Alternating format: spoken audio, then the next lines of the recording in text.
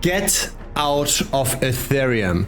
That's the title of a video published 3 months ago. And that video went pretty awesome. I'll link the video down below, but the TLDR was that Ethereum tends to trade in a range. And especially Ethereum dominance tended to be on a decline. Now this is where we are 3 months later. Ethereum's dominance did decline. So where are we now? Does everything look as bleak as 3 months ago?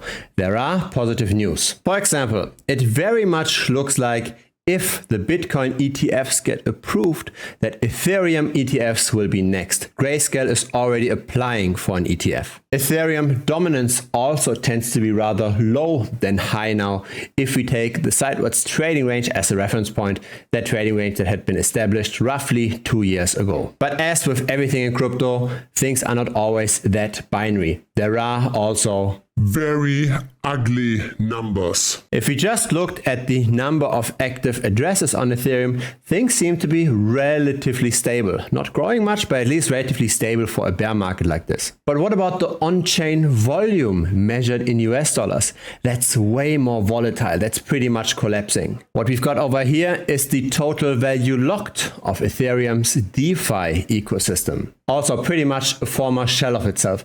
But it seems to be obvious, right? Because the Ethereum price went down. What about the total value locked measured in Ethereum? Is that going up? Is at least the number of Ethereum used in DeFi stable, even though the price went down? The answer is unfortunately no.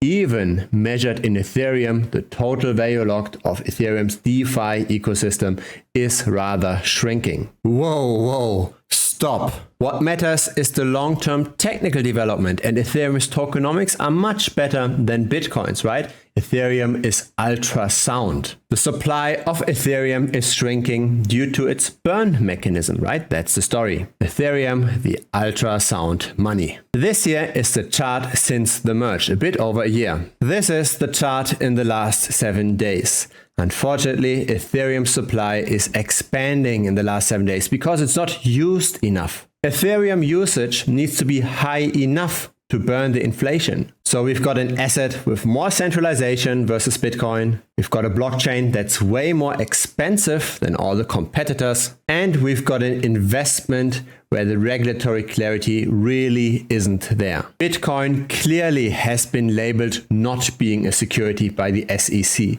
The SEC is much more vague with Ethereum, especially after the move from proof of work to proof of stake. And remember that dominance chart where we've been in this stable sideways trading range and now we're relatively low, where we should see a bounce? Well, if you adjust that dominance by removing the stable coins, you remove Tether, DAI, BUSD, USDC, so you only look at Ethereum's market cap relative to the volatile crypto market without the stable coins, then that recent support here has just been broken. And this adjusted dominance could easily fall another 13%. So really, in the last 3 months, things didn't change.